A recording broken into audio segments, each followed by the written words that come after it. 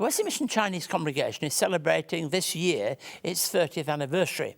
The congregation began in 1989 and today includes weekly Bible study groups, a Sunday school and a Chinese library. To tell us more about this, I'm delighted to have the Reverend Anna Zhang, one of my ministers, here today. Great to be with you, Anna. Thank you for having me. What are some of the events that are taking place during this special 30th anniversary? What we've been doing?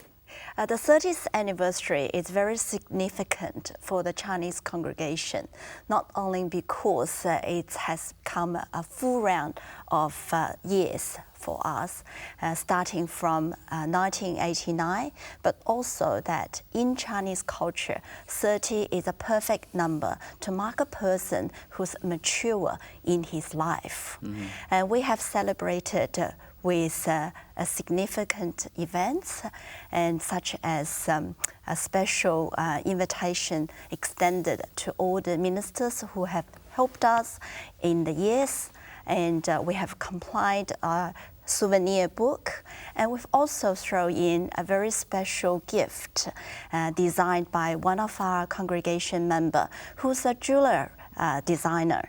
And also this banquet as well. As you know, Chinese people are always a favorite on food. No, I don't believe it. I've never seen any congregation that eats so well as the Chinese congregation, because it's a way of celebrating, isn't it? Exactly, yes. So it's a celebration dinner. What else happens during the week as well as Sunday activities? Apart from Sunday activities, we do have home groups in all parts of Sydney, and as well as midweek Bible studies. Mm-hmm. And the young people are thriving on worship practicings, so they meet every week, and also they meet for Bible studies, and we have sometimes outreach activities as well. There are two things that tie together in my mind. This 30th anniversary is very special for exactly the reason you've described, but for another reason too, because 30 years ago was a very challenging time, wasn't it, for many Christians around the world that were Chinese, or many that left China. Exactly, yes. The event happened in Tiananmen Square was quite a shock to all the Chinese people in the world. And to me personally as well. I was in Australia.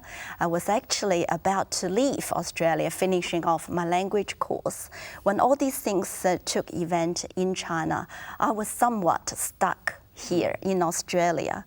But I'm very thankful to God for this unexpected event. Mm-hmm. Because of this, I was able to come to know Jesus Christ. Mm-hmm. And following upon my conversion, I was called to full-time ministry. Mm-hmm. And speaking from myself and all other mainland Chinese students, that event actually allowed us to think deep into the meaning of life, mm-hmm. the direction for our future, and also whether there's life after death. Mm-hmm. And we're very grateful for Wesley Mission for opening up this center, allowing so many Chinese people to come in and worship. And henceforth, we have the Chinese congregation, and henceforth, we had so many Chinese people who were able to know Jesus Christ as their personal Lord and Savior. One of the marks of the congregation, I'm conscious of this, taking services there from time to time, is that there are still quite a lot of people living in Sydney, in our city, and I would imagine the same would be true of Melbourne, of Brisbane, and other places across the country, is that many people still don't speak Aussie English, as we call it. And so it's important, isn't it, that there are churches that enable people to settle when they come here. Exactly. Not only that because they don't speak the language, but also they are still quite unfamiliar with Australian culture. And having a Chinese congregation not only helped them to settle in a lot quickly, but also helped them to assimilate into Australian culture. And so it's not just a spiritual home for them, which most importantly it is, but also it provides them with a very good network for them to feel at home in many ways in a foreign many land. younger people, part of the congregation, are able to cross the barriers of years and mix with older people, aren't they? Oh yes, definitely. Just as a family, you have the young people, you have the middle-aged families, you have children, and you have very much respected elderlies. And let me just say that is something that's important in Chinese culture, that we revere age and we don't despise it in any way whatsoever. Exactly. We honor old age. We honor white hairs very much.